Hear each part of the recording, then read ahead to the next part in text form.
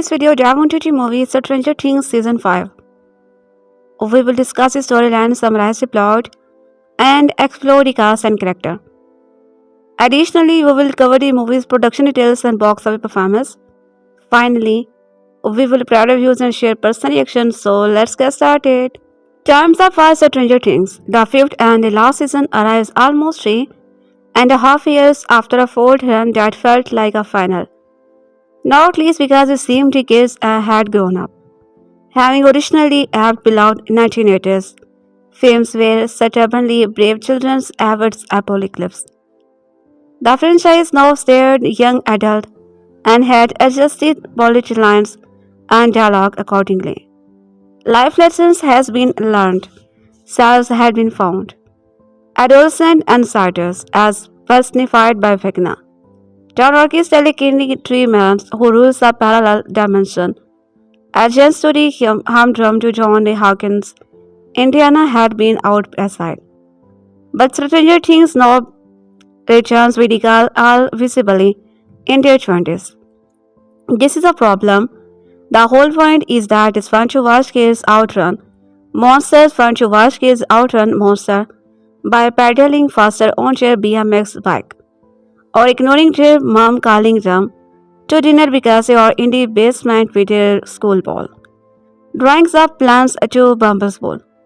The US military using pencils, bubble gum, and jungles and the dragons figure.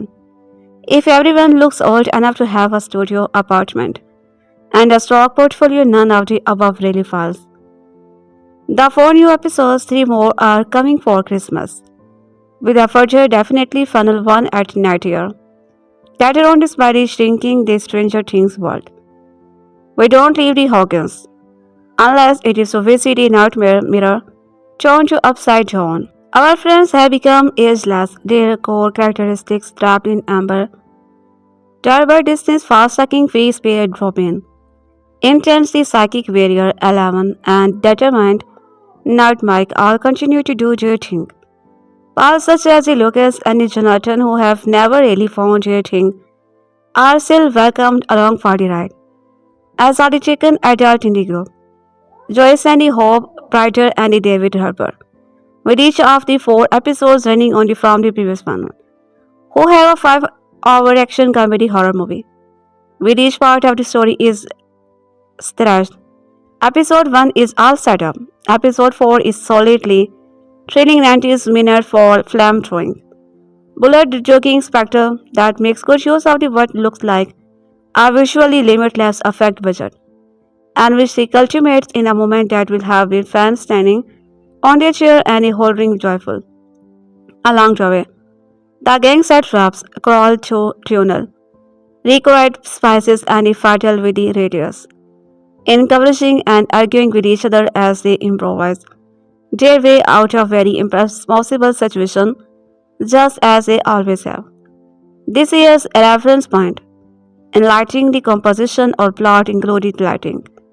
Composition or plot included Exorcist, Home Alone, Back to the Future, Little Red Riding Hood, The Great Escape, Jurassic Park, and the cult 1985 French-Canadian animated movie The Paramount Better Solution. Sweetheart, and tell her not to worry about difficult adulting. Then there is the long-awaited blossoming of Will, who was Vecna's first victim in Season 1. Episode 1, as it is succumbed to the intent to end by the returning to the beginning. Stranger Things opens Season 5 by revisiting the moment. Dan worked to Will, who for ages has been a frustratingly baleful presence, defined by his trauma, into the most important member of the ensemble. Will is secretly gay, which could be just another coming-of-age tribulation.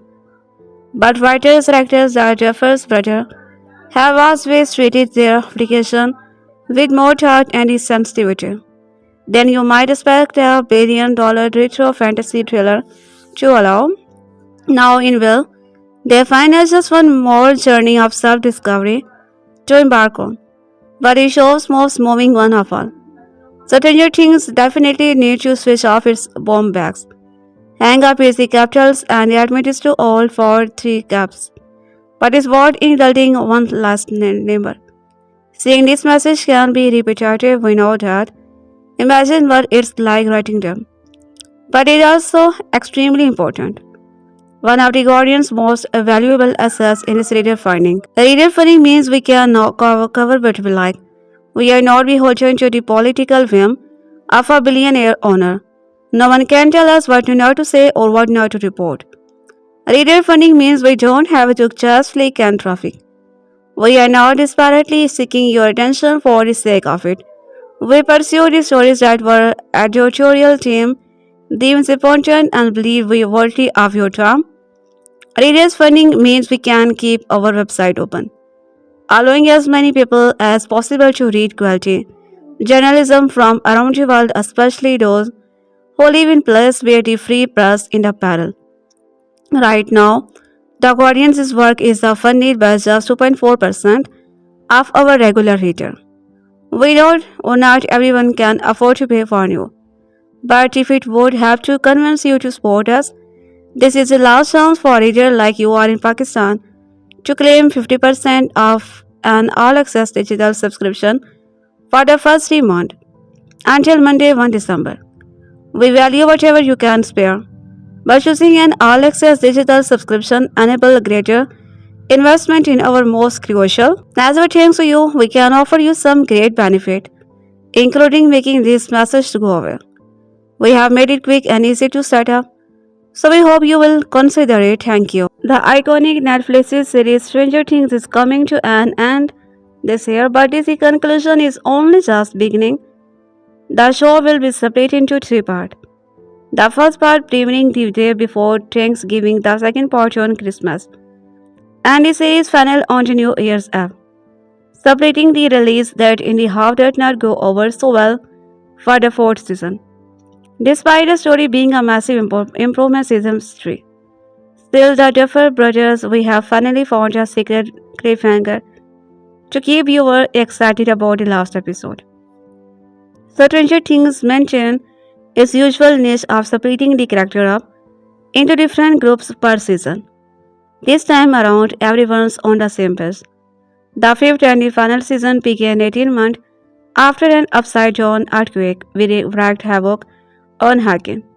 It is the fall of 1987, and the military has made Hawkins into a quarantine zone that barely anyone can leave without being smuggled out.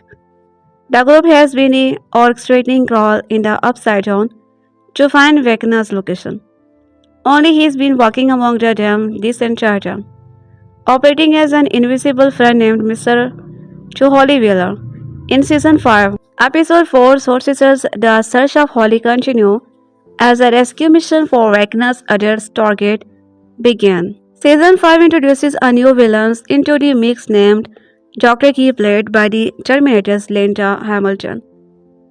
She is a strict authoritarian leader of the Hawkins, now that the military has assumed control of the town to prevent the Upside Down from finding its way to other parts of the world.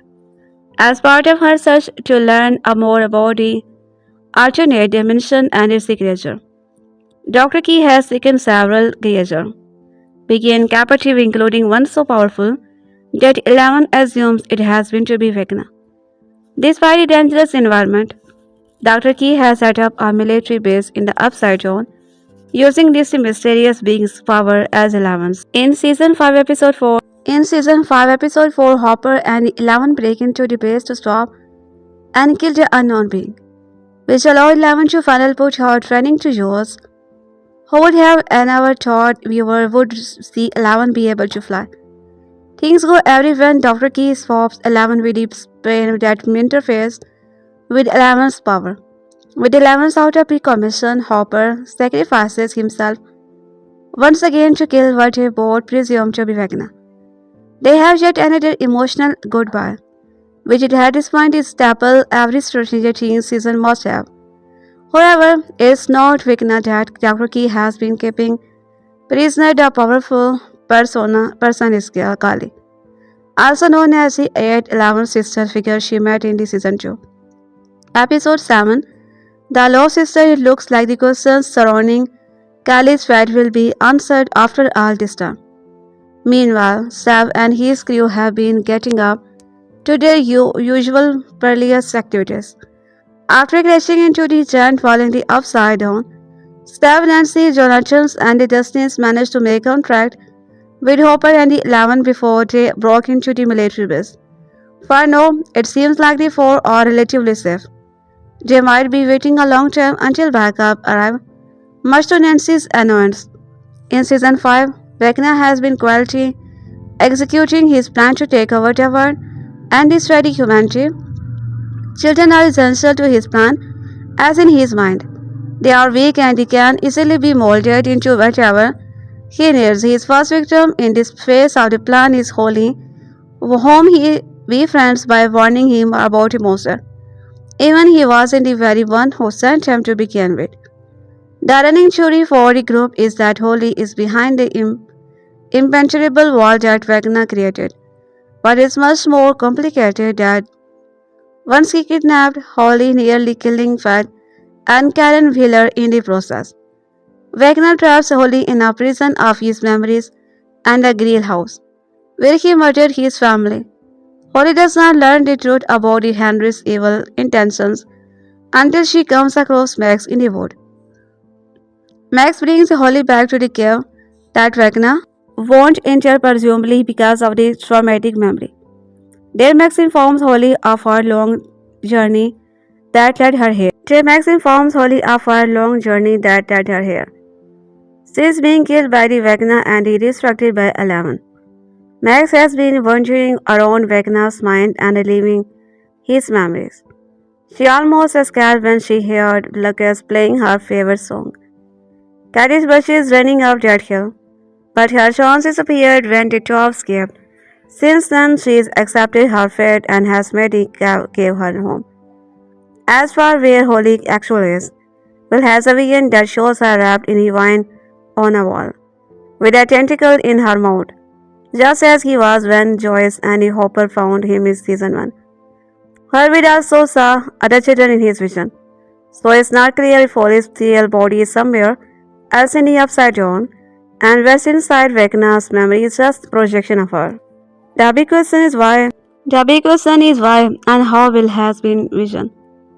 Early on in this season, we'll start to see things through the eyes of Holly.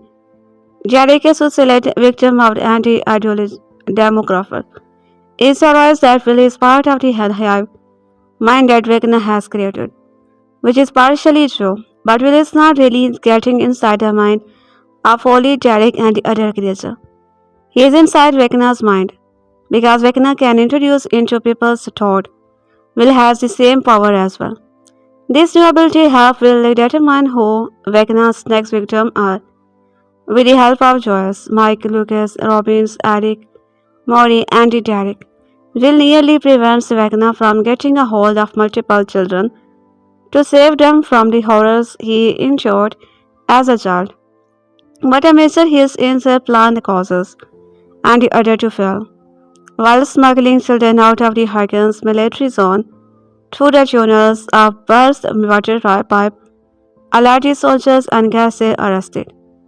At the same time, Vecna finds out where all the children are hiding and sends Demogorgon to bring them to the upside down.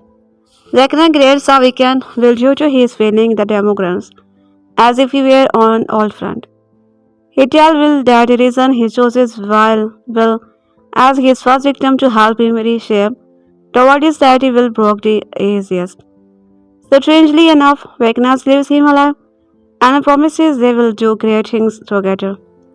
As if Vecna's count XXR without Will being alive. But he does not need the other alive. So he resurrected their Demogorgons and sent them after Mike, Robin, and Lucas. Seeing his best friend in danger triggered as part of Will that was always within him, but he did not know how to reach it. The series flashes back to the pivotal moment of Will's life as a child that he looks back finally on, becoming friends with Mike, building his effort, and making heart for his mother and the brother. He recalled Robin's speech that subtly hinted at his struggle to accept his sexuality and the love of Mike. It inspired him to find love and subtract within himself. Will kill the Demogorgons using telepathy and telekinesis power before they attack his friends. So Stranger Things and the first half of his final episodes with a shot of Will wiping blood off his nose, while the crew lost his initial battle. They gained not one but two powerful alliance in the long run. The addition of Gallus and Will's power could be enough to overpower Vecna. That is, if they are able to track him down in the first place. So, based on what happened in these first 4 episodes, who is likely to die? The two big predictable that going into the final season have been Sav and Hopper, which feels natural to their development into the protective character. However, with Stranger Things pulling off yet another Hopper facet to that, it might be a tad annoying to actually do the real deal in the end. As for Steph, this storyline in the season 5, part 1 does not signal any red flag for his threat just yet, but he is still a likely candidate. The most obvious goner as of now has to be Nancy. She has taken up a substantial role as a leader and go-getting this season, motivated by the kidnapping of their little sister and immediate death of the parents. Since season 1, Nancy has been written to fulfill the final girl archetype. So killing her would actually subvert expectations. The Duffer brothers have teased that the most violent death has yet to come in season 5, and it might just be reserved for Nancy, who is the emotional core of many characters' storyline. Stranger Things season 5 volume 1 is now streaming on Netflix. Volume 2 premieres on December 25 and the series final premieres December 31. Naturally, the hope around the show has hit fever pitch, so plenty of web rushed to social media to express just how gooped and gagged they are by at those shocking moments. The biggest twist of Volume 4 is that Will Bear has power revelations that almost require jaw surgery from the level drop. We learn that Will the gang pay a visit to the Upside Down as part of the Volume 1 final showdown. To defeat Vecna, Will searches within himself and realizes he has telekinesis like 11 and uses the newfound power to kill a bunch of the Demogorgons before they can attack Mike, Lucas, and Robin. The final image of Volume 1 is Will raising his head and looking onward with the purpose as he wipes away a nose bell. In Stranger Things, the revelation is quite earth-shattering, but he is able to channel this power from Vecna and use it. Sort of perpetuating Rose's told with the mad adding that we will see her, for he can take it as you can continue to watch. The siblings do also reveal that will gain his power after being kidnapped into the Upside Down back in season 1, saying his newfound telekinesis never would be happened were it not for his alliance with Vecna earlier in this series.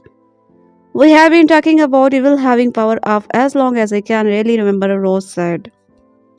Will had a dark version of it season 2, when he was connected to Vecna. He could see what he saw, but he did not realize that at the time he was able to tap into it in a way that he uses against Vecna. That's something he does not learn that is this season.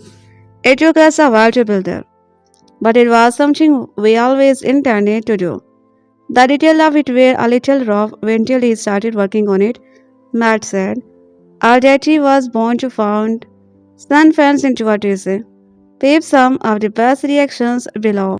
On November 26, Volume 1 of the 5th and the final season dropped on Netflix, with 4 episodes that brought fans closer to the grand final, which dropped December 31. Things picked up. The dramatic event of season 4 ended, which saw Hawkins under military lockdown and the entrance to the Upside Down blocked off under government control. The military presence has not kept the crew sitting idle. They have undergone over 30 missions, which they call Crawl, Wake, Hopper, sneak into the Upside Down into a military van, and attempt to find Vecna. Henry Creel, played by the Jamie, who disappeared in the season 4 final and has not been seen since. Meanwhile, 11 Miles has been training rigorously in the hopes of joining Hopper on a crawl. She moves through the Hawkins via tunnel system to avoid the military. which is hunting her after her escape in season 4, but has been frustrated that she is not more involved in the hunt for Vecna. Hopper is extra protective of her and has been refusing her help on mission. Eventually, 11 finally make it up back inside the Upside Down when she goes inside to find Holly Wheeler, who is taken at the end of episode 1.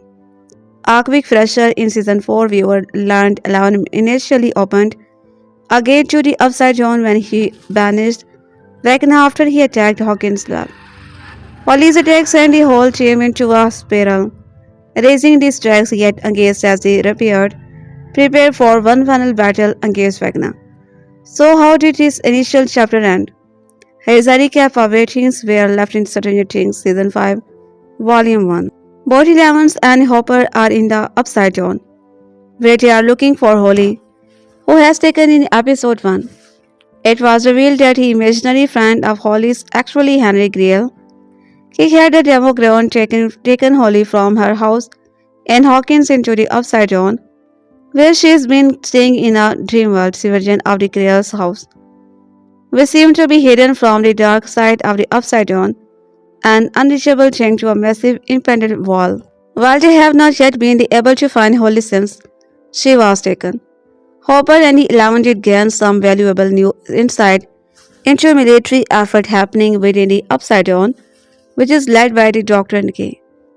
They took a soldier, L.G. Eckers, hostage, and while Hopper interrogated him, 11 was able to enter his mind to try to find Vecna.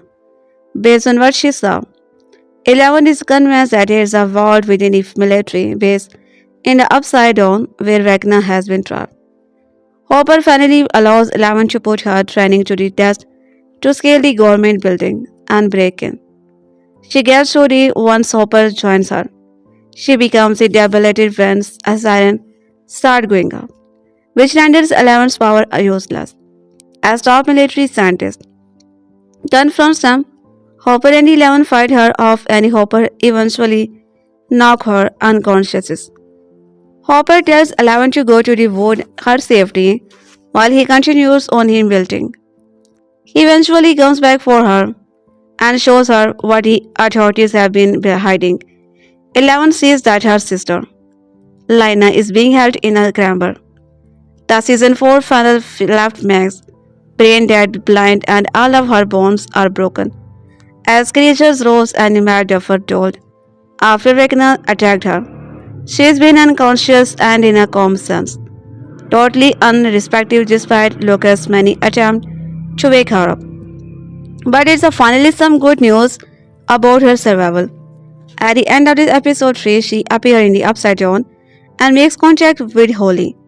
Max lures Holly to meet her within the dream world, like part of the Upside Down. Max explained to Holly she is living in a man's prison, and when he took her, he opened the fort and the funnel gate, which split it on in two. When Holly questions that she was not that, Max said, I definitely should be. She said she did that for a moment, but she felt a calling and traveled it through different memories of Henry's life. Holly connected the idea to a plot in A Wrinkle in Time. Max explained that she knew she had been 3 choices. Take her own life, accept fate or escape. She chose to escape. She got to the end of Henry's memories by following Catchy Bush's song, running up that hill, and got to a place where she saw herself in a coma, in a hospital bed with Lucas by her side. As soon as she was about to run through the portal back to her life, the castle stopped playing and he disappeared. She was chased by the Vecna and found safety in a cave, which she would not enter. It looks good too, Max said, but now that Hallie arrived, she wanted to try options 3 again. She devised a plan but it means Holly has to be back to the house with Henry. This is the only way, said Max. Holly understands, tell me what I need to do, she says. He arrives late to the military fortress since he was being kidnapped in a barn by Joyce, but managed to identify his pair that also have seen Mr. Westist. He leads them to a tunnel through the bathroom, where Will and Mike are waiting to bring the girls to safety through the underground tunnel. They get a few kills too before a pipe bursts, causing a leak and attracting attention from the soldier on duty. Their plan goes haywire and the Demogorgons track down all the kills who were making their escape and carry them way into the air. As they attempt to rescue the school children that the government rounded up in the military base, Michael and Joyce are caught helping them exit through an underground tunnel.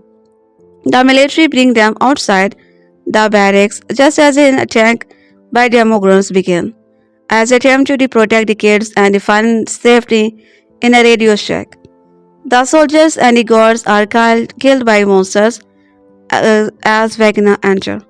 Meanwhile, the Wheeler's parents, Ted and Karen, remains in a critical condition in a hospital after the Demogorgon attacked them while taking holy. The search to find and kill Vecna is the central storyline of the first three episodes of Stranger Things' final season. At first, Vecna appears only as Henry Creel, Holly's imaginary friend, who she because Mr. True Holly is now the only kid who sees him. Henry Creel appears to her classmate too. Hopper's hunt to find Vecna in the Upside Down has not been successful, despite having done 37 crawl, because Vecna has built a wall of the Demogorgon like flesh to hide behind, which is where both Max and the Holly appear to be dropped. Finally, at the end of episode 4, Vecna appears. He summerwills into the air to approach him, face to face. He asks, "Can you see them? William, can you see the children?" Vecna says he closed his children specifically to reshape the world because they are weak in the body and the mind. They are easily broken. He says, adding, "And you? Will you wait first? And you broke so easily. You showed me what was possible, what you could achieve. Some minds, it turns out, simply do not belong in this world. They belong in mine." He lets go of Will and walk back into his realm in the Upside Down. Will might have been escaped the Upside Down years ago, but he has now truly been free of Vecna.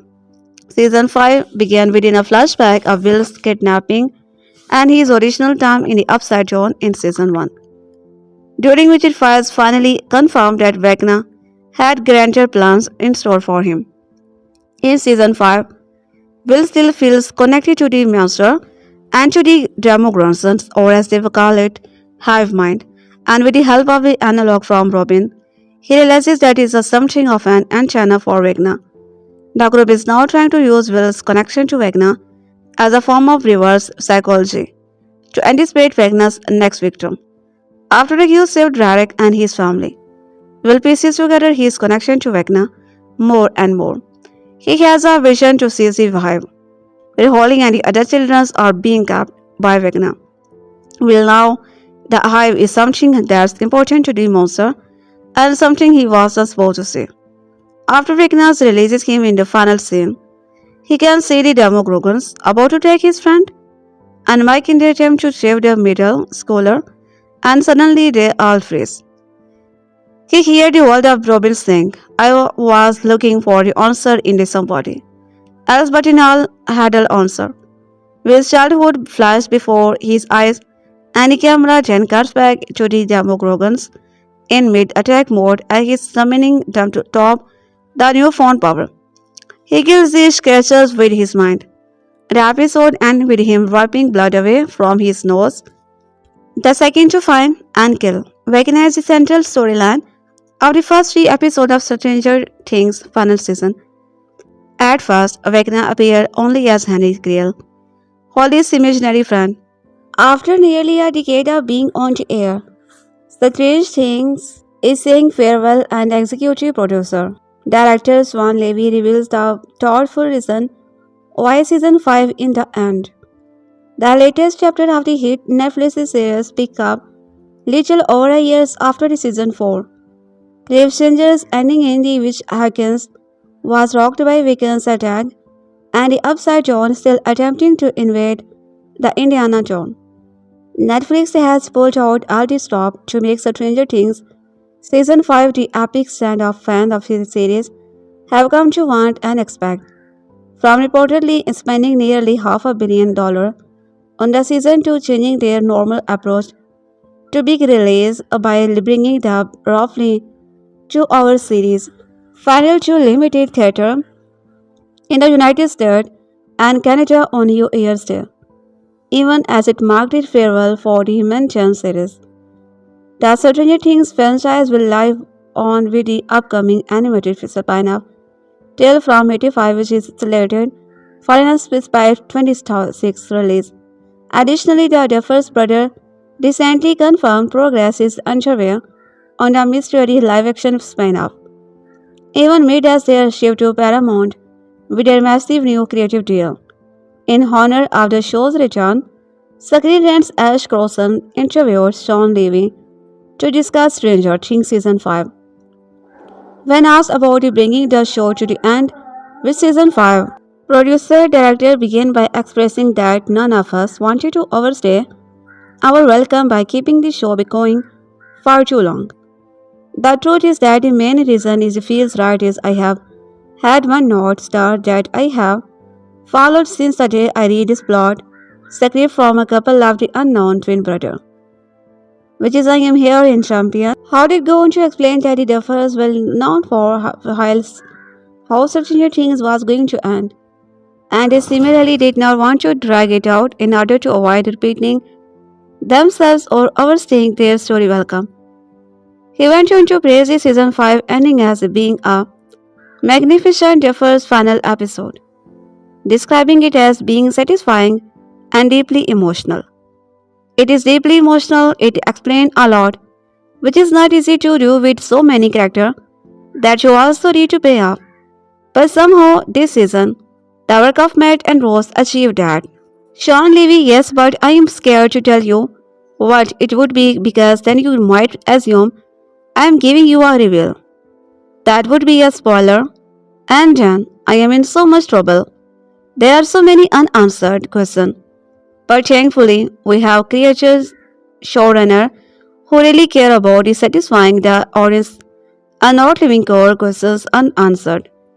Because shows that have done that, as we know, can leave us dissatisfied in a way we never forget. But a great ending, a great final. That's also something we never forget. Sakri and these kids grew up on camera. Their childhood is documented throughout this show. On a more personal level, what has this been like for you watching them grow? Did you also have that moment of realizing this is kind of their graduation? Sean Levy, I have watched them grow up the way the world has. But I have also been front not to see them grow as creative professional. And has been incredible because as they have gotten better and more in control of their craft, we can feed them material that demand more of them. They were always special, but now they are special with command of their craft. So that's been a real gift to storytelling. Season 5 really feels them amazing material that they deliver on. But even today, we have all been in the same building doing press together. And when I sit next to these girls, young man, young woman, what I am remembering suddenly is the thousands of moments on set creating this storytelling moment that are known and iconic throughout the world. But at one point, it was just us on set, bringing a sense to life. And those memories are the thing that I will hold most here as I move into the future. Be sure to dive into some of our other Stranger Things Season 5 coverage with Millie Bobby Brown's assuring Stranger Things Season 5. Ending will avoid other final complaint. Scam confirming that Will Bear gets a definitive ending in the final season. Charlie Hitton explaining how Jonathan Bear's story is different from prior season. Because what if films and final season of Stranger, I know, streaming subsequent episodes streaming December 25 and December 31. Outer 4 has going for it is in its spirit. It certainly feels like the Stranger we have come to know and love over nearly a decade. But it is a distinctly imperfect funnel bow. The season sits between the thrilling and the annoying, from emotionally satisfying in logical baffling. But it's unlikely that most viewers will be bothered by the nitpicky detail that come too short. Stranger has always been a contradiction of good vibes and the exciting successes mixed with the ambitious failure and listeners failure.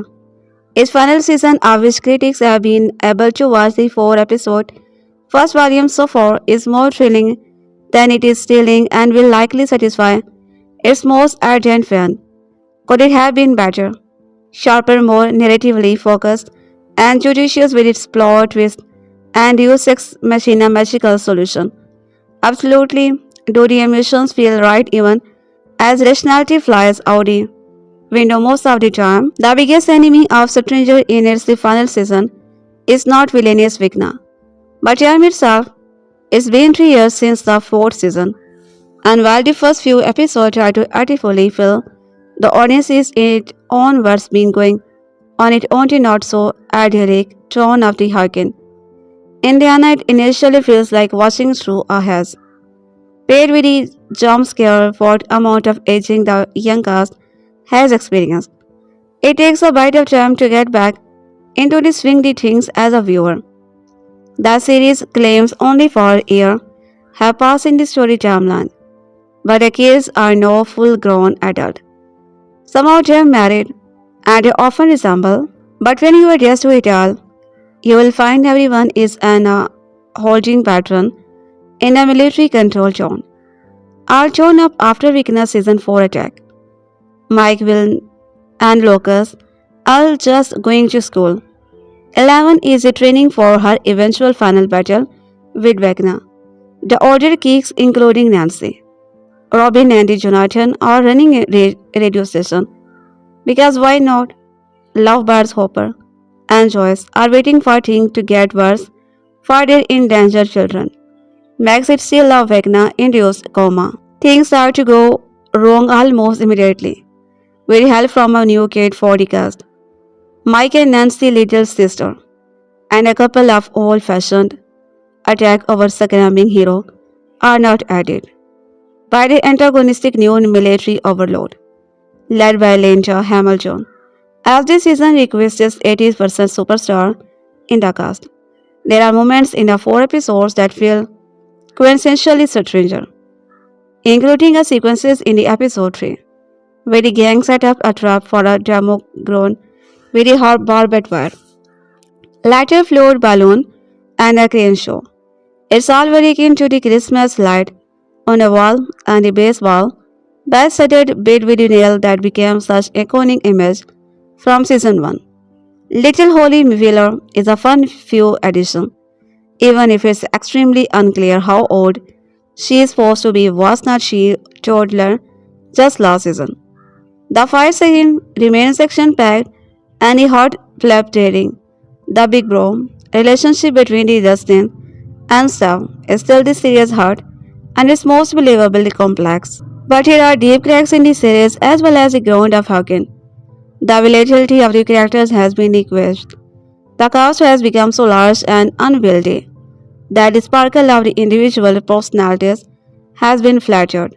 For the sake of this narrative expediency, the teen romantic chemistry once the crux of the series back in season 3 and 4 has extinguished. A scene between the Mike and the 11 meant to be lovely and sweet. Read as to aliens trying to foreign emotion. The world building of the Hawkins under material make little sense.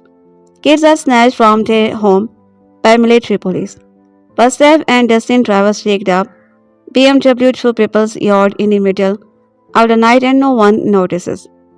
Vecna attacks with a pace that is exceedingly convenient for our heroes for the beat back. But if you have the show enough, you will be able to get over these flaws.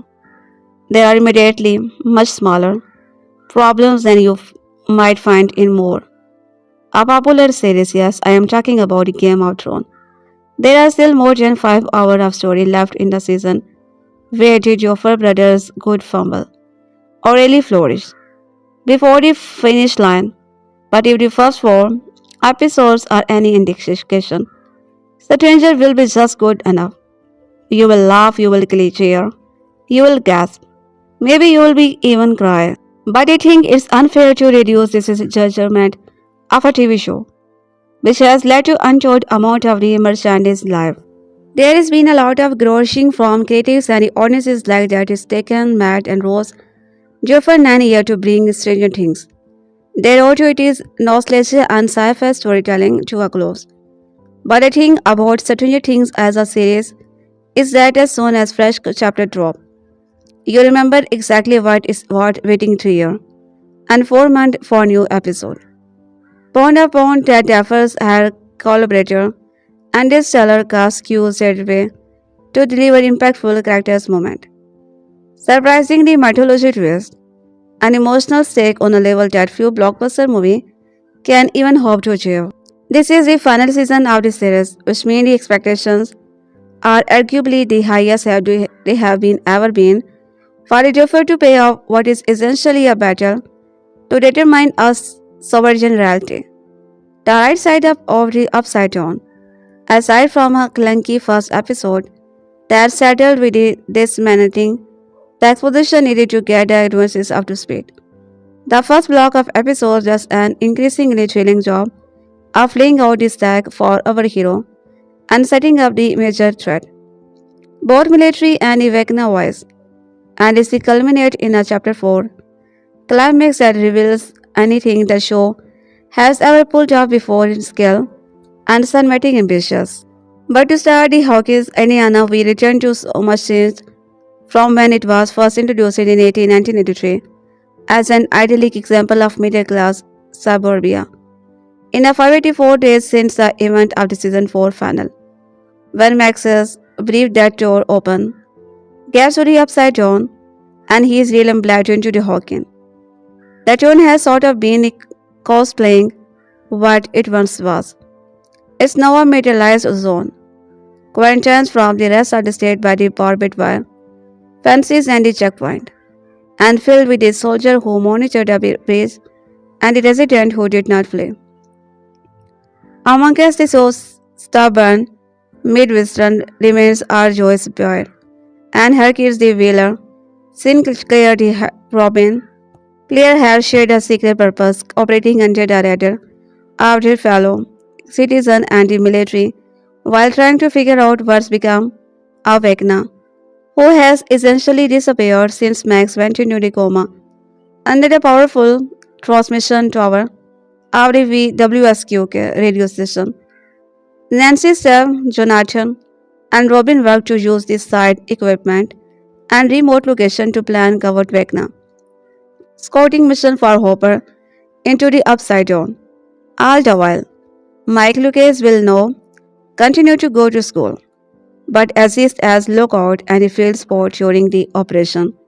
In general, the United Allies are as purposeful and organized as they have ever been, with the exception of Justin, who has not been the same since the death of his buddy Eddie Manson. In the aftermath, he has become bitter, angry and defensive of Eddie, who is still well fired by their community for his perceived demonic pursuit through the Halfway Club. This scene is surely told in a welcome and elastic turn for the typically sunny character, and it forces the rest of his circle, especially Will, to take up the creative and mental slack as they try to anticipate Vecna's quest. Remains a cast MVP, and his performances ensure that Eddie's death matter, as his character wrestles with the plan is can't quite process healthy. He is a standout characterization decision, along with the Hack's energetic and witty Robin and the Scorpion's more assertive take on Bill, who bristles against choices. At this point in the series, there is also an abundance of the Hawking sport character to weave into the narrative because the tone was built out to be a fully realized community, which means a welcome return for Karen Wheeler. There is also a new playable version of the more grown Holly Wheeler and even her bully, who together bring back to the kid vibe that have always made Stranger Things special. In general, few shows have created an ensemble not as successfully as the Duffers have in the Hawking. which means they can draw on even minor player to create the unexpected geopardy or touch back on the show on mythology and history with purpose, and they do. Aside from the threat of the Vecna, Season 5 continued the Secret Jaw Lab through line that they originated with the Dr. Martin Brenner work as revealed in the first season. There has been a sinister passing to Linda Key, and while her overall motive are unclear, it can't be good that she is a figured out how to run a lab in Upside Down, where she hoard an abundance of the nasty creature to dissect. She is also protecting a secret room, which Elle and Hopper, who spend the majority of these episodes together in Upside Down, will eventually infiltrate. Hamilton is always assessing the 4 episodes as a mini season. Chapter 1, Dr. L is the least graceful of the pack as its stuff in 71-minute runtime. There is lot of servicing the plot first at the expense of the smaller character moment.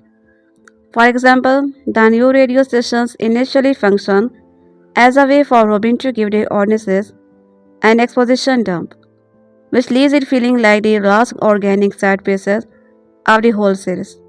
Let's just say it's no Hawkins lab or Stark out. Another scene of the episode is several one-note character scenarios that face below the caliber of the cast. Steve and Jonathan's basic bitch rivalry over Nancy's attention is kind of dumb, and using the elder Josten obsessed training machine, which again triggers Hopper's worst protagonist's instinct, feels like a regression of the dynamic. However, the differs get their mojo back by chapter 2, the vanishing of Holy Wheeler, which returned the series to Horror's Road. It opens with a terrifying Demogorgon attack that evokes one of the most memorable scenes in Poltergeist and immediately puts 3 long-term characters in mortal jeopardy. The episodes also signifies a more natural return to the show multiple plot structure, where the authors are able to balance their large ensemble by clustering characters together on their own mission. One of the freshness pairing is having Will and Robin together, as he is exploring his reactivated connection to Vecna. Robin's independence and the confidence give him not only someone to look up to but also the only person he can talk to about his bargaining same-sex feeling. The legendary Frank Dara Bond, the show Shrugs Redemption, the missed direct chapter 3, the turn ball trap, which lets him trip with the period pieces element. Commando self-action sequences in the Upside Down, featuring Elle and Hopper, and the establishing of Holly as the unexpected focus of Vecna's attention. He gets to showcase the quiet nance of Bower's Henry persona and show his powers working with kids. He is also gifted with framing an excellent reveal at the end of the episode that puts wine into the cell of the whole show, heading into the climatic last episode. Chapter 4, Sorcerer, the Volume 1, final written and directed again by this Duffer, is equal part love bad letter to Madeleine, Angel's Name sci-fi classic or wrinkle in charm, and 80s action film. Since Mac's return to the story changed yet even more admirable in her role as protector of Holly and relentless fighter against Vecna. And then the episode shifts into the action mode, with the climax especially featuring some of the better, finest work on the series, revealing prior season finals for its sheer skill and consequential reveal. It also exceeds with come before in certain things restriction of graphic violence. So be warned if you are watching with a younger viewer. There's a lot to admire here about how the Duffer blend her converging storyline into a propulsive The Great Escape meet Children of Man mashup sequences. Using Winona and exceptional pacing in the edit, this is an audacious closing battle that dares to cross out between an upside down of children with a demogorgon or gay of violence. It leaves things on a breathless note, but sets the viewer up for the last 4 episodes with a clear understanding of Vecna's plan and unexpected realignment of Hobbit's simmering connection might flip the power dynamic and prove to a part of Mac's return to the fold. There's also a fantastic callback to season 2 that might rectify one of the show's more controversial story arc. Fans will be feeling the high of the cliffhanger. We all know there is only a month before the story gives audiences with a final resolution. After an unwieldy exposition-heavy first episode, the Duffers quickly find Jed Grove again in Stranger Things Season 5, Volume 1. These 4 episodes are a welcome return to the John and characters of Hawkins. The fight against Vecna takes a new part, and the show tone has matched. Will Eleven get another chance at defeating Vecna? Is Max going to be wake up? Can Will ever find peace in his life? These were just some of my biggest questions going into the Stranger Things Season 5. Volume 1, seeing as it has been over 3 years since Stranger Things Season 4 ending. My list of lingering questions has become overwhelming long. But I guess good things do come to those who wait. Because Volume 1's 4 episodes quickly answer some of my most burning questions. Set a year and a half after the event of Season 4. Stranger Things Season 5 finds Hawkins under military control following the earthquake. That body drone, which was actually cast by Vecna. The villain has not been seen since he was thrown from a window with a shotgun blast, but that has not stopped the group from staying ready for Vecna's next move. While Hopper and Joyce are helping Eleven train, Mike will, Dustin Lucas, Nancy Jonathan, Sav and Robin coordinate ways to locate Vecna. Max is still present, but she remained in a coma, serving as a reminder about how high the stakes are. While it's exciting to return to the world of Stranger Things, the Duffer brothers make several risky story decisions in the first 4 episodes of Season 5 that will have serious consequences. It may even change the perception surrounding the entire series. The response to these twists will most likely cause a wide range of reaction, but it's the representation of an ongoing character problem that hinders the story. With only 4 episodes left, with 3 releasing on Christmas, and the series final set to debut on New Year's Eve, time is running out to get back to the basic that made us fall in love with the Hawkins crew in 2016. After 3 long years, the worst things the Duffer's brother could have done was delay the inevitable with a short burn start to Season 5. Thankfully, that's not the case with Volume 1.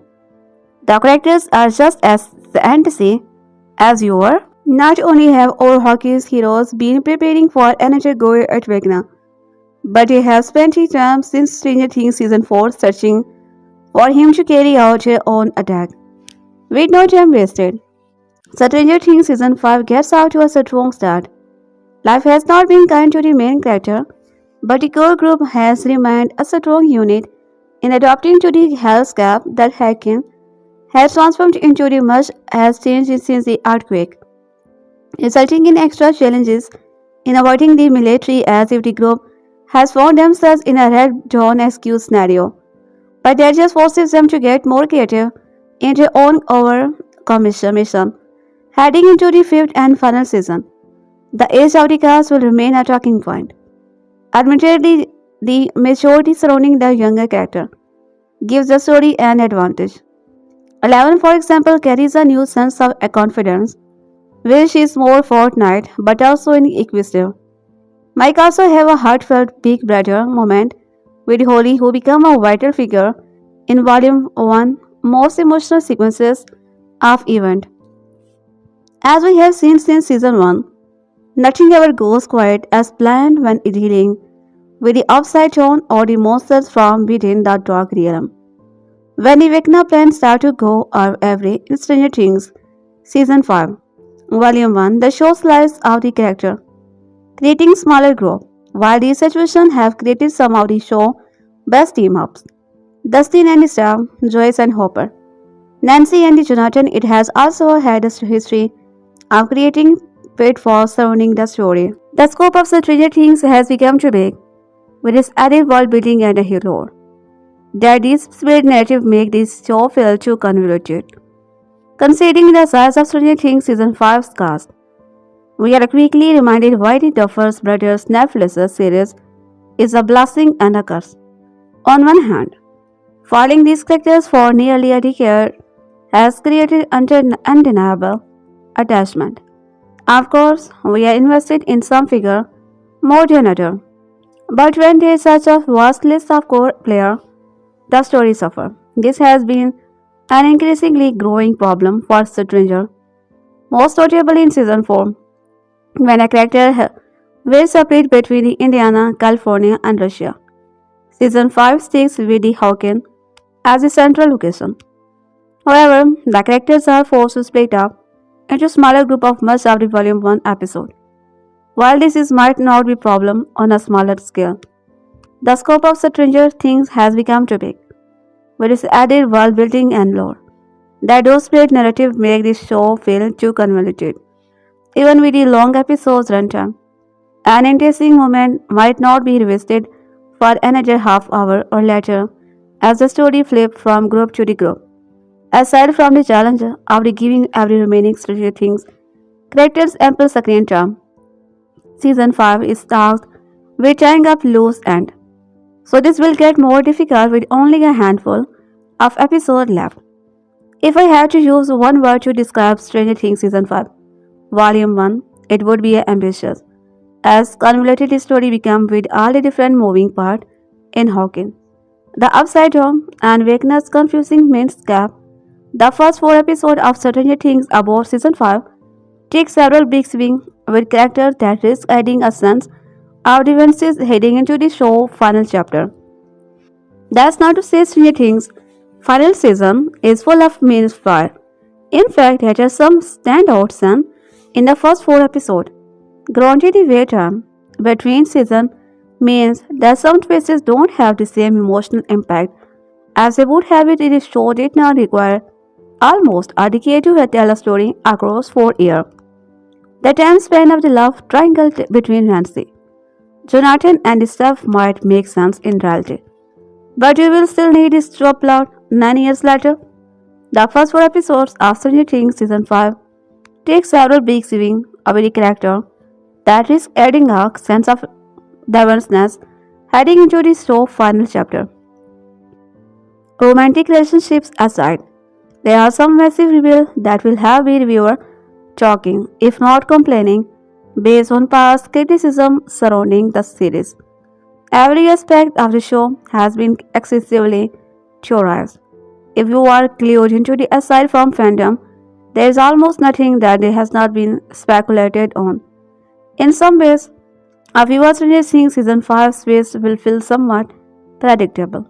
That said, I commend the Duffer's brother for taking risk instead of playing it safe as Stranger Things near the end. You can call the series many things, but I would never consider it brings me in my sense. While some of those decisions and storytelling method might be divisive, there is still time for Stranger Things to stick the landing. Volume 1 of Stranger Things Season 5 is now available on Netflix. Volume 2 is set to release on December 25. With the series finally coming to Netflix on December 31. In the end of era, the final episode of Stranger Things are open, and I, for one, am not ready. I feel I have watched these kids grow up. Probably because I have. This show is a global phenomenon, and for good reason. The cast has insane chemistry. The characters' arcs are brilliantly written, and is generally terrifying at times. It is a love letter to the 1980s and the Dungeons and Dragons, which is something I appreciate as well. Stranger Things Season 4 is the first time that there was no real glimmer of hope at the end of season. Season 5 picks up a little bit down the road, but we see the effect that the event of the previous season have had on Hawkins. It is walled off completely by the government. The residents are unable to leave, while the lab and military have their own secret base in the Upside Down. And 11, well, she is still in hiding. As stated above, the cast is one of the things that make his series work so well. To no one's surprises, this continues to be the case. Sure, tensions are riding high, and there is a lot of bickering going into between and favorite. Our core groups know that they have one last chance to take down Vecna, or Hawkins and the world will fail. Dustin has seemingly taken on the role of Eddie Munson. Rest in peace, dressing like him, complete with the hair and rings, and acting like him as well. This has caused a small rift between him and his friends. But surely we will be there for them when they really need him. At the same time, Eleven is working to max out of her power, and we is eerily feeling that the connection to Vecna that we all worry about. As seen in the first 5 minutes, which were released only by Netflix a while back, we know or rather can assume that will was caught and then released by the Vecna, which is sure to have a lot to do with how it all ends. There is no doubt about it. Stranger Things will come full circle in season 5. There is something familiar and comforting about knowing that even Mike, Will, Robin, Steph, Dusty, Nancy's, Jonathan, and Lucas are all training to fight this evil together. It is a reminiscent of season 1, but with a much higher stake this time around. The visual have once again stepped up a notch. Netflix and the Duffer brothers spare no expense for the final episode. Much like in season 4, season 5 feels like a movie. The scale is massive, the production is insane, and the sets and effects look incredible. There are several big action set pieces and battles just in the first few episodes. We get closer, longer looks at the demo grounds, and those things are absolutely terrifying.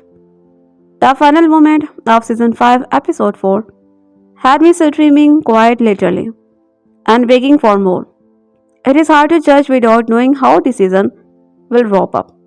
But if these first 4 episodes of Stranger Things season 5 are any indication, we are in the store for one world. Chilling, thrilling, and heartbreakingly adventure. The fall of 1987. Hawkins is scared by the opening of the rifts, and our heroes are united by a single goal: find and kill Vecna. But he has vanished, his whereabouts, and plans unknown, complicating their mission. The government has placed the town under military quarantine and intensified its hunt for 11, forcing her back into hiding. As the anniversary of Will's disappearance approaches, so does a heavy, familiar dread. The final battle is looming, and with it, a darkness more powerful and more deadly than anything they have faced up before.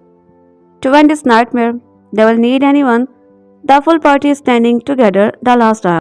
Midway through the latest run of Stranger Things, our characters explain what it's like to be trapped into the upside down. From within this uncanny realm, it's impossible to say how much time has passed. Old memories adore the landscape, but outside reality remain out of reach. Grotesque creatures are bound, but no soul capable of forging real connection. It's an empty, insular, and utterly dispiriting existence. The 5th and final season of Netflix's Smash isn't quite that dismal, as there were 3 sweet character beats and thrilling bites of action to enjoy, all dusted with a generous speaking of 80s nostalgia. The world may have forgotten about burnout butter poppers, but Stranger Things has not. But as Matt and the rest of her sci-fi horror series enter its home stretch, it's hard not to notice that its two seems caught in a murky series expanse that looks big but feels small. Full of scenes that look sort of like film from a distance but don't feel much like it up from close up. In the intervening 18 or so months of in story time, both more and less has this changed than you might expect. As helpfully exposition dumped by Robin and Sab, now working for the local radio station, in a briefly delightful upgrade from their stint at Family Video and Scopes Owen, the officials have been repaired with sheets of metal and the entire town placed under strict military enforced quarantine. With nowhere else to go, the buyer have taken up residence on the various couches and pull out pairs of the Wheeler home. Al is missing, which is actually to say she is in the hiding from the armed forces directed by the mysteriously sinister Dr. K. Mostly thought The gang, or as we love them, Joseph Ewan's Eddie is still dead, and Destiny continues to mourn him. Is still in the coma, and Lucas continues to cry at her bedside. Joyce, Royalder, and Hopper remain an item as do Mike and Al, despite Will's unspoken crush on him, and Nancy and Jonathan, despite still possibly lingering feeling for her. And Vecna, our big bad, is nowhere to be found after the dozens of the organized and very illegal crawl. Our heroes have contracted out the nether world. At least this is the unchecked premiere when the evil start to make their presence known again. From there, the season provides into the breathless chase to find Vecna and save the town before it's too late. Too late for what exactly? Unclear to me, but it will be bad. You can't accuse these characters of lacking urgency. Critics will send the first 4 episodes ranging from 54 to 83 minutes of it, and for large stretches of these chapters, it's easy to forget these people might have any other goal or responsibilities or life at all, as everything else takes a something literal backseat to the fight against. Something, this is a very fun thing. It's amusing to watch his crew body trap a house, home alarm stall against a demogorgon, or turn to hilariously unlikely hero for a highly complicated rescue mission. If a certain development in Will's relationship to the Upside Down comes off a bite cheesy, it's still a satisfying payoff to a year of watching poor Fragile will rub his neck and seize up in psychic pain. But the enormous stake come at the expense of the smaller detail needed to make them land with the appropriate emotional impact. There are plot snakes that, while individually minor, cumulatively eat away at our suspension of disbelief. I can buy that Murray could smuggle illegal supplies into a town described as the most heavily secured location outside of the White House. Fort North and the Area 51, one time. Have him do it several times in a few days. I start to wonder whether anyone's meaning the cares to begin it. More frustrating, however, is the height to the character that have always given the show its heart. The fifth season is not without a moment of tenderness or levity. Will's evolving connection with the Robin, whom he regards as a sort of queer mentor, is touching, as is Mike embarrassing his role as a protective big brother to his scared little sister. Holly thought I questions Mike's instinct to reassure Holly that monsters are not real when they reside in perhaps the most monster-respected TV village since Wimpy Player's Lair, without the space to flesh them into the major storyline. However, these moments play as fleeting echoes of stories established in previous season, rather than a deepening of a progression of them. Much has been made of how old the character look this season, and it's true. Brown and the Wolfhard and their cohort look very much like the 20-something they are, rather than the roughly 16 years old they are meant to be playing, and every flashback to season past only emphasizes this disparagingly, but young adult playing teen is not unusual in Hollywood. What a 14-year jump, scare level jolt indicates. I think is that the Stranger Things keeps in the youngest protagonist in a state of suspended growth. The teen years are dramatically rich precisely because they are time of such rapid change. When a person's belief or passions or social status can transform completely over the course of a semester. But the Stranger Things gang have remained oddly inert in the air and a half jump between the seasons. If anything, they have regressed. Lucas's season 4 experimentation with Jog Dom and Dustin's long-distance romance have fizzled into nothing. While Will clinging to his ball cut even as acknowledged, it no longer looks cool. With institutions of the Quenchan, the universes outside Hacking has effectively cast seas to the exit for them. If anyone misses it or wonders what's happening out here, they don't dwell on it here. The only conversation any of them have about any future beyond Vecna hangs on a childish fantasy of a fairy tale ending. Possibly Stranger Things will have to open itself in second half of its final season, as its pre-appear to sanity characters are for good. For now, however, these children remain frozen in time and space, unable to move past our nostalgic memories of the people they once were. It's just as well that Reagan's curse is coming to an end sooner rather than later. It's time to let these adolescents to do as are meant to do, grow up and move on with the rest of their life. The small town of the Hawkins, Indiana has been thought a lot. In the years since 1983, when a young boy disappeared, its criticism have faced on countless otherworldly goal crazed scientists and the government official. And after all that, find themselves locked in military quarantine. This is after all the world of Stranger Things, a horror-themed subversion of America's Reaganite boom years, which returned 9 years after it began for its final season. Even the snow show's neon little card bear the branding Stranger Things 5. This is a really direct continuation of the show fourth outing. Its final boss villain, Vecna, is still lurking in the Upside Down, the Asian underworld beneath the Hawkins. On the surface, the gang plot is demise. Harbour has built a dojo, lemons the skill needed to take Victor.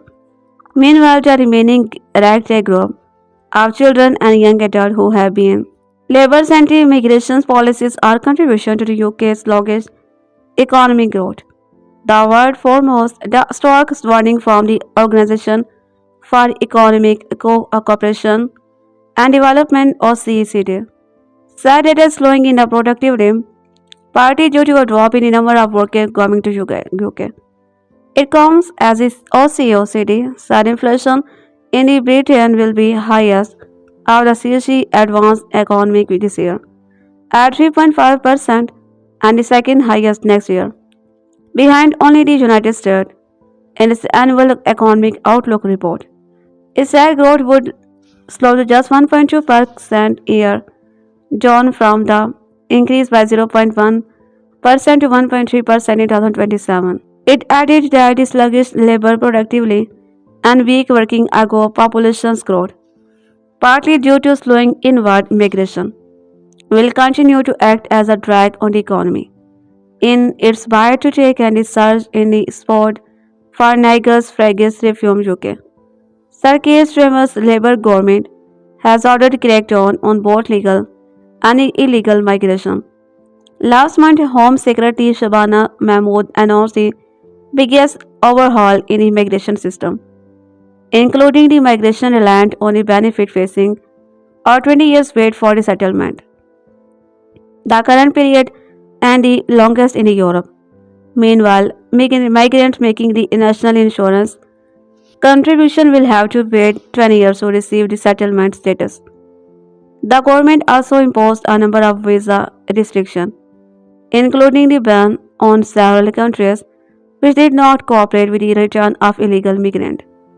Added to that, she planned to water down the human right to family life in a bid to prevent people from bringing their relatives or being allowed to overstay.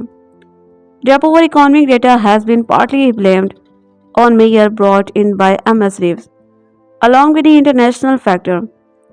After a period where she has attempted to blame the previous Tory government, it came at a difficult time for the Chancellor, who has been accused of lying about key data ahead of the budget. The stagnant growth next year, according to the OECD, is due to the continued effect for budgetary tightening on the consumption and to the drag from global uncertainty. The OECD also suggested that MS receipts from foreign years will be limited because fiscal policy will remain restrictive given high government borrowing cost. After the officer for budget responsibility, the UK's main economic watchdog last week warned that none of the disease mayor would deliver economic growth. The OECD warned tax and spending measure should also aim to further support growth potential, complementing ongoing structural platforms such as the overhaul of infrastructure planning. The OECD finding as unemployment follow criticism by business of MSD's hike in national insurance contribution for employer was playing a part in reducing the number of vacancies.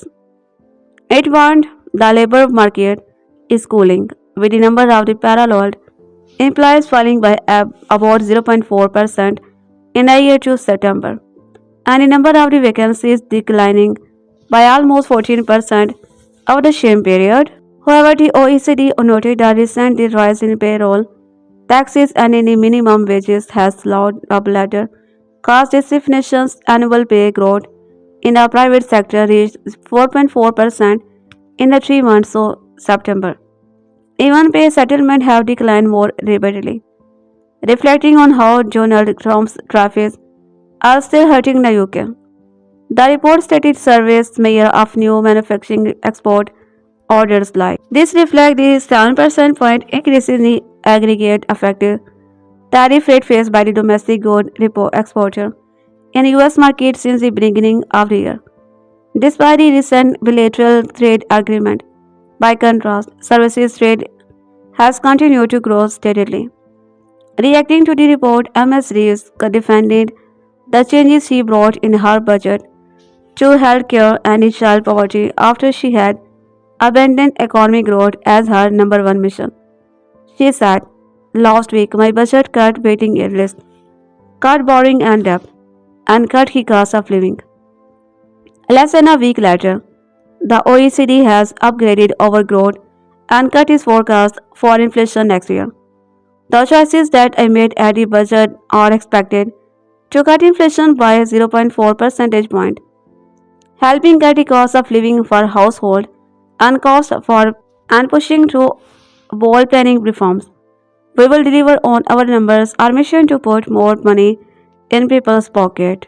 Shadow Chancellor Sir Miles Ryder said, "The OECD are clear unemployment is set to rise, driven in part by labor's job tax, and inflation will stay above target for the rest of the forecast." Rachel Reeves promised growth with the growth is expected to weaken next year because of her choices. This is because of policies that punish work, business, and investment. It's a certain thing to be nostalgic for the early days of a series like Stranger Things, the initially engaging sci-fi fantasy that premiered in 2016 on Netflix but now feels like it's been dragging. Imagery and the ideas were left onto the largely charming result to Katie Bush's enduring song. Yet, as the supernatural series grew bigger and bigger, leaving behind the fictional setting of Hawkins before always somehow returning to it, there has always been the unshakable sense that the charm it once had were getting lost. The show may be set in the 1980s, but its struggles are indicative of a modern entertainment landscape driven by the empathy spectre at the expense of the emotion. In the first part of the fifth and the final season, the riches of breaking point when whatever small remaining promises the show and very nearly shatters before your eye. Picking back up in the fall of 1987, with Hawkins undertaking military quarantine as the already tenuous barrier between the overworld and the alternate dimension that is the upside down grows ever thinner. Everything and nothing has changed. All of the surviving characters, such as the Joyce, Jim, and Mike, and Elevens have returned to with the one goal: to find and kill the villainous being, Vecna, whose menacing revealed in the last season was one of his far highlights. This season, our road once more lead back to Vecna, with the crew having to navigate their various interpersonal conflict, hide out from the military that again has its own nefarious motivation, and eventually do battle with the interdimensional being that seems behind almost everything. If this sounds like it's allowed, just wait until you hear the characters repeatedly explain this all to you. In scene after scene, the cast struggle to get out dialogue that never feels like something an actual person would say. More than any other season before it, this one soon becomes painfully bogged down in spelling cut, characters' motivation, basic narrative development, and the rules of its world. Like an increasing number of recent streaming shows, it feels written for an audience that is only half paying attention and ultimately punishes those who are following each style sentence. For every more playful character's moment we get, with Maya Hawkins Robin remaining a sense stealer. There are far too many that lean on no Snapchat will to awkwardly explain to us what is going on. It's a bold choice to have so much of the show hang on him when he's grown into being the least confident and sensitive of the cast. Enough sporadically entertaining sequences make up for this season fits and start, such as a Home Alone. Ask you better with a demo gorgon that shines because of how relatively small scale it is. Unfortunately, as each episode's runtime began to grow, the show started to drive us heading toward a dull mess of CGI spectacle that's both bigger and more banal. Not only is there just no weight to the character section, but the emotional stakes are undercut by how unreal it's all look. It felt like the show used to have something approaching ideas. Now, all it is noises. When it throws out twist, they land with a dull thud, even when they take us back into better season. No matter how often the characters disparately raises their arm to use telekinetic power, they are unable to prevent the earned emotion. Stranger things had forms slipping away. There is still plenty of room for the series to pull off a big funnel as four feature length episodes remain. But the season lands on empty spectacle. In this film's part does not inspire confidence. As Stranger Things lean into that spectacle, the sincere emotional beats from season 1, when Peter Gabriel's cover of Hero was first used, are harder to come by. When Gabriel's cover was again used at the end of season 3, it seemed to indicate that the show was attempting to arrest, trying to bring the show back to the more grounded, engaging the experiences where it did not feel like everything was settling toward a mind-numbingly special effect mess. Now, instead of being a charming cover of the high highs of a Spielberg movie, Stranger Things plays more like a closed loop that merely refers back to its better days. All that is left to be certainly nostalgic for is the show beginning nearly a decade ago. The first word that comes to mind after watching the first part of Stranger Things Season 5 is help. Please help me. I did not sign up for this horror movie. I was convinced the series would restore its former glory, bringing back the innocent 80s vibe of the first season, when the threat was a monster that might not even exist, and the solution was to slam a door or dream up some makeshift. When Stranger Things first arrived all the way back in 2016, it was only seemingly no one's radar. It recalled that the Netflix's made screener available rather early, before a trailer had even dropped, and I started watching them on a whim without knowing much about the series. I was immediately charmed by the show Stephen King made 7 atmosphere, and I obviously was not alone.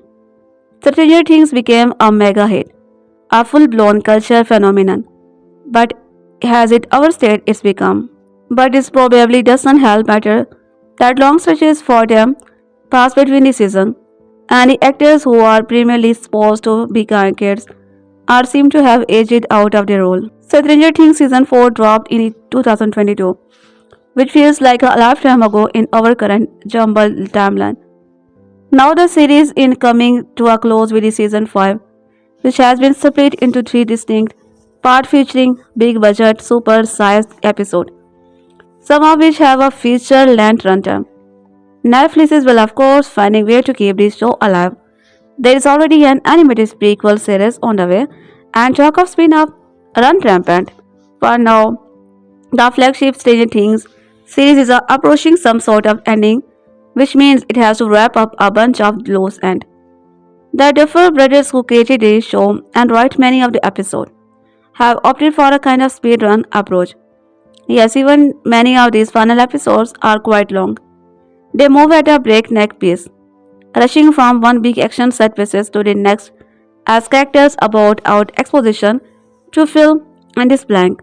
It's fun to watch, and it's never boring, but it's also a bit exhausting on top of that. The final season, also has a bad habit of giving us too many answers. I am not going to dip into full-blown spoiler here, but I found it several explanations to be a touch necessity. It's almost as if the duffers are afraid of leaving no stone unturned and most of everything to the viewer. It's okay to leave a little mystery. Season 4, which I enjoyed, left a lot of thread to pull. Poor Max was left in a coma after briefly dying. The otherworldly realm known as the Upside Down began to leak through into the small town of Hawkins and the show's big bad. Vecna, Henry thought defeated, was revealed to be still alive and kicking. This was all pretty exciting, which made the opening moment of season 5 slightly strange. Seemingly unable to commit to what they unleashed to the Duffers backpedal a little bit and revealed that while Akin is now under a military ordered quarantine, things have more or less reverted back to normal. Yes, that's right, several people, including many of the parents of our young hero, remain completely oblivious about the upside down and all the supernatural forces within. Daily life in a Hawkins continues on almost as if nothing major happened. After a lengthy, let's catch you up on where everyone is now. Montage Stranger Things Season 5 start sprinting toward whatever its final may be. The show has amassed a large ensemble of characters, which means they all have to go off on their own little side quest to give the actor an afterdo. I don't want to get too lost in the weeds here by breaking down everything going on. And that's not the point of view anyway. But I will tell you that our hero are still trying to find a way to stop Vecna. And Vecna is still trying to do evil thing that could leave several of the characters resisting in the pieces. Can 11 power to stop Vecna once and for all? If our adopted father's Hopper stop being so overprotective for her, will poor tormented will Max ever wake up from the damn coma if Locusts keep playing that catchy boy song we will say, as played by Nell Fisher. Holly suddenly finds herself bested by the dark forces of the Upside Down. A change of that confuses our core team of heroes who don't quite understand why she is suddenly too important. Fisher is quite good here, playing up Holly's confusions and terror as the character gets out through the Wieringer on several harrowing occasions. But as somewhat unexpected, the issue begin to arise as this mega episode unfolds. Everything is so fast-paced, so action-packed that there is almost no room for emotional stake. To be fair, maybe the show find the right balance in its remaining episode. But the first half of the final season keeps unleashing one big action scene after another on us, occasionally having actors talk off to decide to share an awkward heart-to-heart. It's hard to become invested in any of this. Even we have spent several years with most of these people. It's end up giving season 5 on oddly weightless quality. It's difficult to get really excited about anything happening because we can't really stop and observe it all. But even after this time, I still enjoy spending time with most of those characters. I continue to get kicked out of Myers, Hawkins, Robin, and I like how Hawkins bringing a hyper confident murder mode energy to the role, and Winona Ryder's Joyce, who has felt kind of undersold in previous season. There are new mysterious at play versus Vecna's endgame, and what kind of experiment is the military conducting in the Upside Down? And just a curiosity a fresh Rolodex of pop culture influences. This time around, our differs incorporate an electric mix of references, invoking back to the future airline of Wrinkle in Time, Home Alone, and if you can believe it, Little Red Riding Hood. There is also the customary famous 80s actor in a guest role, slot filled by the Linda Hamilton, who plays the mysterious government scientist. In that respect, it's a typical season of Stranger Things, referential eventual crowd pleasing that Jaffer continue to have a firm grasp on the show's core character.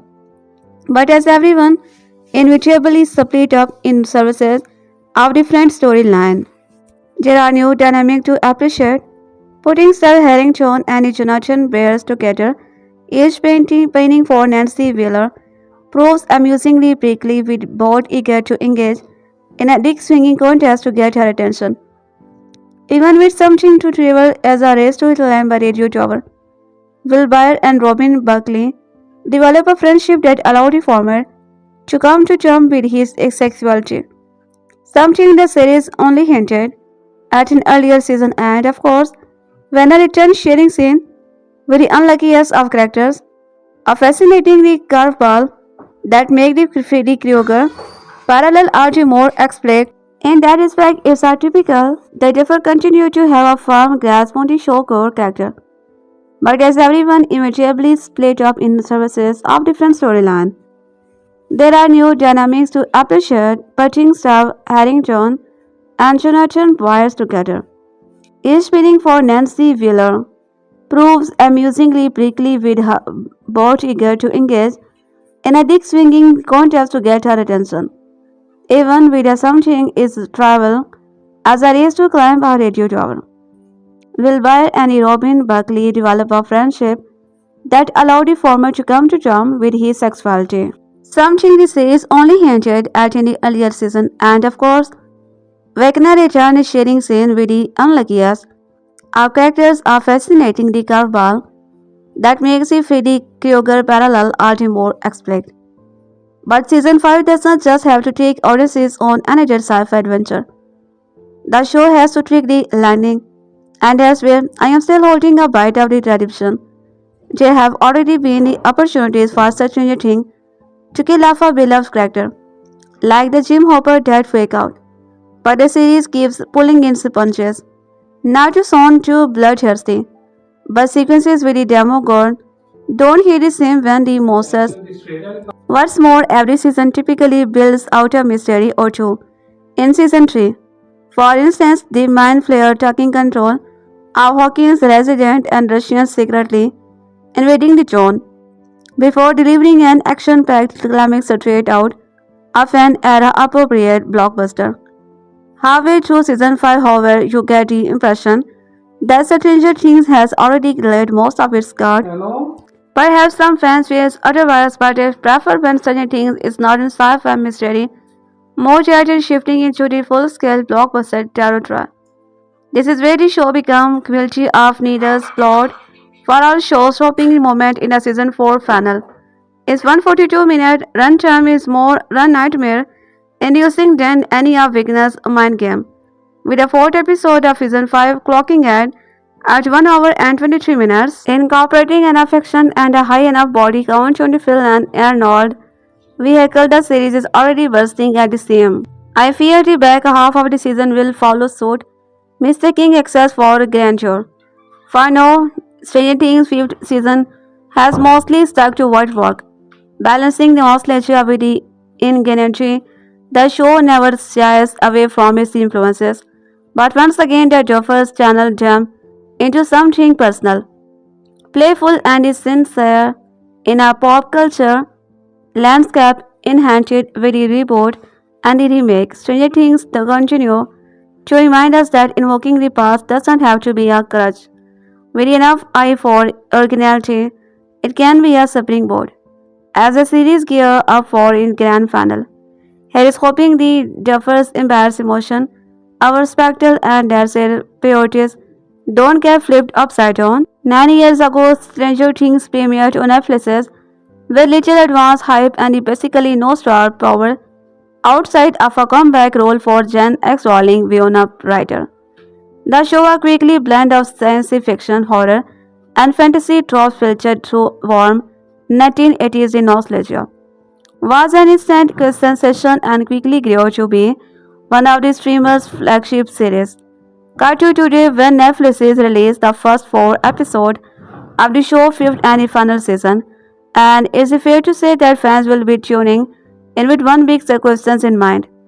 Could Matt and Rose Duffer, with twin brother, who created and oversee over every fact of Stranger Things, sneak the landing? We won't be able to make a final judgment until the full season is available, of course. 3 more episodes are coming at Christmas, at final or New Year's Eve. But based on the half of the season that drops to them, the answer to that question is definitely tilting toward the affirmative. Season 5 of Stranger Things picks up about a year and a half after season 4 ended, with a giant gate to the upside down ripping through Hawkins, Indiana like a huge earthquake crack. In the time since, the US Army has come in and placed the entire town under quarantine, are largely facing it off from the outside world and keeping its security citizens trapped in their home, jobs, and school. The government is relentlessly pursuing Eleven, who's gone off grid and has been busy training with her adopted father, Hopper. The rest of the gang, the Wheeler, the Boyer, and their extended friends and family, have united together to form an underground resistance force in the Hawkins. They travel by tunnel, communicate through secret code via the Hawkins radio station, and spend most of their days figuring out how to track down and kill Vecna, Hungry Craig, one Jamie whom they believe has survived the battle that ended season. Stranger Things has always been a kaleidoscope hybrid of all the Duffer Brothers influences. The show is at its very best when it functions as a compelling mystery. That's why the first season, which was structured around Billy's disappearance, quickly became a must-watch sensation. And its way, the show caught a massive second wind with the release of season 4, which gave the series a much-needed master villain in Vecna, but only revealed his origin story in a slowly unraveling 7-episode riddle. Having reached its end game and put most of its card on the table, Stranger Things is now done with the putting plot, big picture. Series driving mysterious which leaves season 5 at a bit of a disadvantage when compared to the show's best installment. That said, it does offer up some smaller mysteries this year. Fun little guessing schemes will play out for an episode or two before a big reveal cuts directly to an episode's end credit. Honestly, long-term fans who have rewatched the previous season and have paid close attention to what thread are still dangling will likely be ahead of the game with this. But even if you don't find yourself surprised, you will likely still feel a lost charge when it offers pull back the curtain and bring into the clear focused shape of the final batch of episode. One nice thing about this season is that all of our primary characters operate as a single, unified team. Fourth season had a habit of breaking the cast into smaller subgroups and then sending them off on their own mini adventure. The one blemish on season 4's record, having to plot through the Hopper institution prison storyline. There's a far less of that in season 5, and even when characters are separated from the larger pack. Like when certain groups split off to head into the upside down, or occurrence that's not exactly uncommon. Over these 4 episodes, they are not disconnected from the overarching story at hand. That's not much else I can tell you about season 5 plot without drawing Netflix's ire, but I think I am safe to say that highlights include Dustin and Sav finding their bromance on rocky ground, Hopper and Eleven bonding over the fact that they are both a couple of stubborn punk asses, and Robin Maya Hawk at her motive best taking an interest in helping Will sort out some of his inner and outer struggle. Vecna still around, of course, and in Duffer's reply, Jamie Campbell Brower in a way that seems optimal. He is also gifted with the gnarliest skill the series has offered up thus far. If we are being a technical, only one new notable kid characters gets added to discuss this go round. Jack Connolly as Drake, Chunbo, a pre-person jubilee who gets unwillingly robbed into our hero's game. But really, there's another character who also feel new this time out. Even technically, it's not Nell Fisher step into the role of Holly Wheeler, Mike and Nancy's younger sister, who's largely been a background player up to now, and she is brought to be forefront in a way that ties into several of the show's most secretive narrative. While season 5's story might resonate with some viewer more than others, it's tough to quibble with the show's vibe, and anyone who grew up watching this series will likely find fairing up the season as comfortable as sliding into their favorite setup. The first episode opened with an updated Stranger Things infused version of the Netflix's logo that directly target the part of your brain that processes the nostalgia and is scientific kicking in one soundtrack will serve as a homecoming for fans who have stuck by the shows since it debuted. Daredevil and the team of writers continue to sprinkle in fun little references to the era in which the show is set. From the obvious, an episode with the multiple shot out at the end with a Mr. Sandman playing over the end credits to the more obscure Mori, who is now a smuggler sneaking Tatum into the quarantine zone, uses the alias Astins, which is the name of the Jan character in the 1985 spy capper spices. Still, these little 80s Easter egg never take precedence over story or characters, they just add a little fun around the edge. Meanwhile, on more significant fronts, the Duffer's brother have drawn new inspiration from A Wrinkle in Time. 1960s war fantasy classic that became a middle school English class staple by the 1980s. And I don't think the addition of the Terminator star Linda Hamilton as a high-ranking army officer obsessed with tracking down 11 is an incident, as these episodes' massive action sequences, which are overflowing with both characters we love and monsters for them to battle, feel like the Duffer pulled them straight from director James Cameron's playbook. Nitpicks, I have only get a few. Some characters are better served than the other in this episode. Film Wolfhard's Mike gives a few good pep talk but does not really get any big character beats of his own. Lucas has 11 even less to do. I really hope the Duffers have something special planned for them in the season back off. Allah also instead and Jonathan bickering over Nancy. Proves irritating pretty much as soon as it starts, but these are minor complaints when you consider that we have still got a half season to go and the Duffer and their team are doing so many things right here. They could have messed up. Their team are doing so many things right here. They could have messed up the Max in a coma storyline, having her magically wake up 30 minutes into the first episode because they wanted this steady thing back in action, but he correctly decided to be patient and pay it off in a more surprising way. They also have wisely refused to give us a final season that appears assembled by fan committee. There are one or two reveals here that likely won't be universally beloved by the fan base, but they'll feel right for the story all the same. Because of that, these 4 episodes make a statement for the Duffer are ending their series on their own term, even while they are served as a culmination of everything that has come before. That's a good thing, and if Stranger Things can maintain that balance the rest of the way, the back half of the final season should be able to deliver that type of remarkable ending the residents of Hawkins and the viewers watching it home all deserve. Final seasons are always difficult, especially for shows as large and beloved as Stranger Things. After investing a year of your life into a show, you want to see the writers take the lead that brings closer to the storylines and the characters' arc. It's daunting task, and many shows have failed to strike the perfect balance in their final season, leaving final fans disappointed and angry. The best example of this is the final season of Game of Thrones. While the final season had some incredibly strong and amazing development, as a whole the writers made several questionable decisions that resulted in the audiences turning on the show and calling it one of the worst seasons of the show, but also one of the worst endings for a show in TV's history. Thankfully, Stranger Things is on one course to avoid a straight familiar to Game of Thrones. The first 4 episodes of the season brilliantly move the story along in a way that feels natural and purposeful, building toward a conflict with the Vecna. We can see a clear direction ahead with the final episode, as the overall arc of the final season is defeating Vecna and putting an end to his region of terror.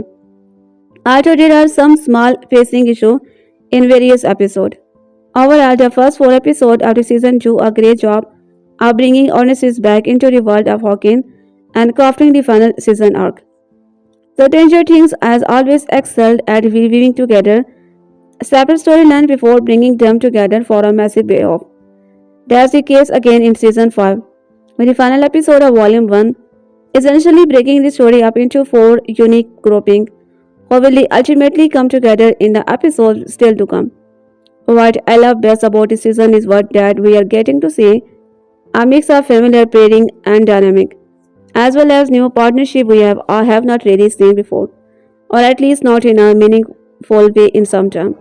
There are a lot of pairing in this season which give fans a chance to see characters interacting in ways we have not gotten to see them interact before. However, the highlight of this view dynamic is without a doubt the relationship we get to explore between Will and Robin. These are two characters who have historically not interacted with one another much, but season 5 has crafted a moving storyline that is a true highlight of the season. Seeing Robin and Will finally share scene that mattered has been one of my favorite parts of Stranger Things. Watching Robin open up about her own journey and empower Will be embarrassed who is exactly the kind of empowering the storytelling the show needed. And yes, I know the Duffer brother had promised that his would be Will's season, but even with those premises, I entered the season unsure, worried about how would execute his storyline. I now feel guilty for ever doubting them. Stranger Things Season 5 has been Will's best season yet, and no scanship is delivering a phenomenal performances. One that I am certain will only continue to get stronger as the season progresses. It might have taken them 5 seasons, but Will is finally taking command of his own story, and I am absolutely here for every minute of this journey.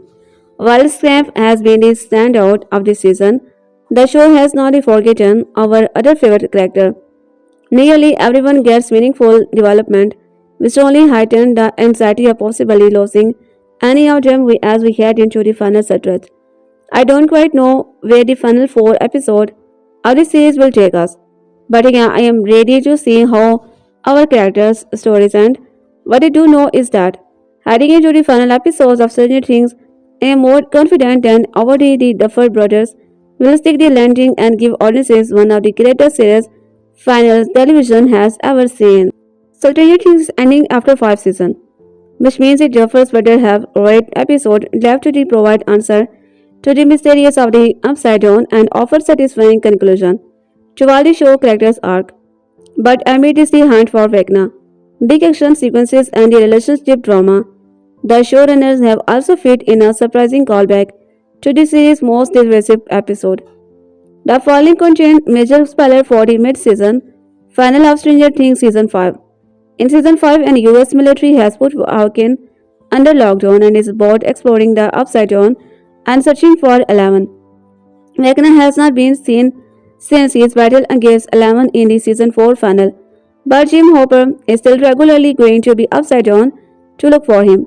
When a Demogorgon abducted Holly Wheeler, Eleven followed to be Upside Down, helping to rescue Mike's sister and finally kill Vecna.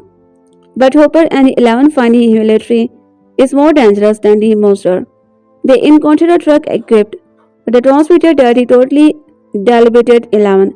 She and Hopper began referring to the weapon as her started searching for sources.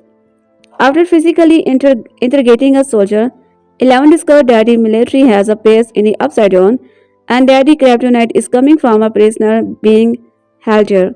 Eleven and Hopper go on a mission to infiltrate the base, where they think they will find Vecna. But when Eleven is again incapacitated by the weapon, Hopper urges her to flee so they can finish the job. A flashback showing Hopper thinking about his daughter and how she was not afraid of that is big fact out for viewer, who are clearly meant to think that he be going to sacrifice himself, heroically using the explosive he is been hiding under his cloud. But instead of finding Vecna, Hopper discovers a character who has not appeared in Stranger Things since season 2.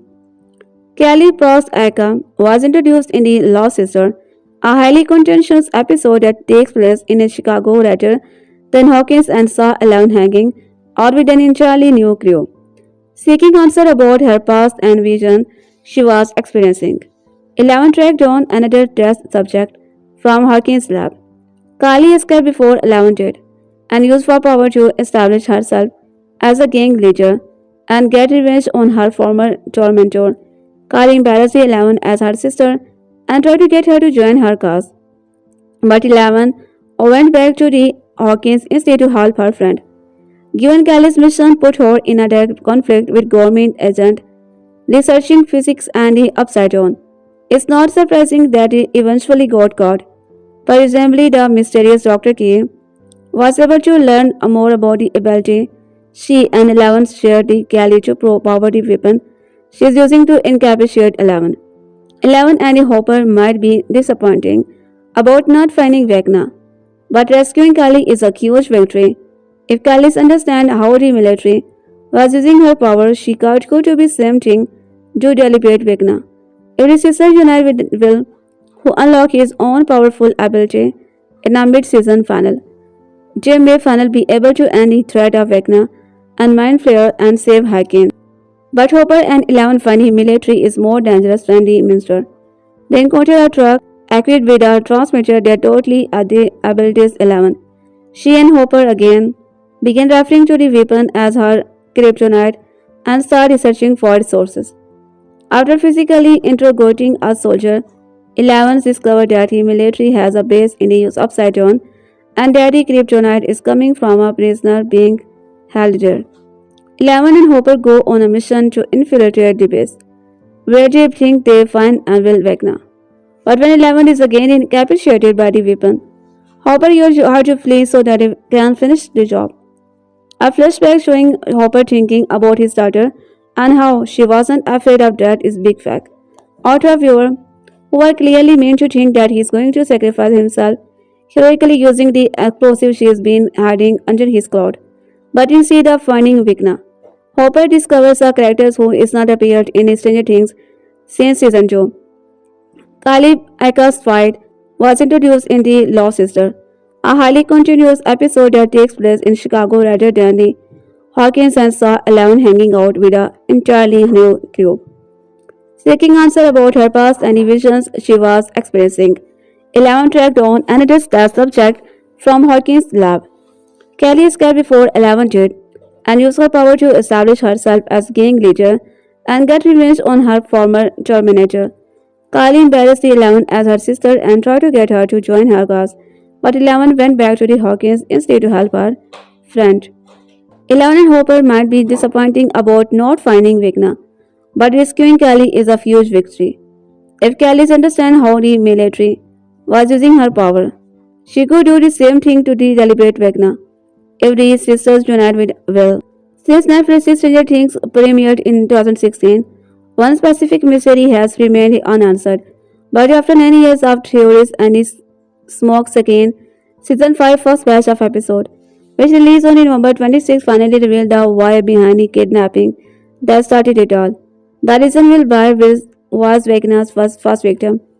In doing so, the series introduces a massive twist that will completely change the trajectory of the final 4 episodes set to drop with it. Let's take a moment to process what went on in episode 1 to 4. The town of Hawkins, Indiana is under military enforced quarantine after 11's showdown against Vecna.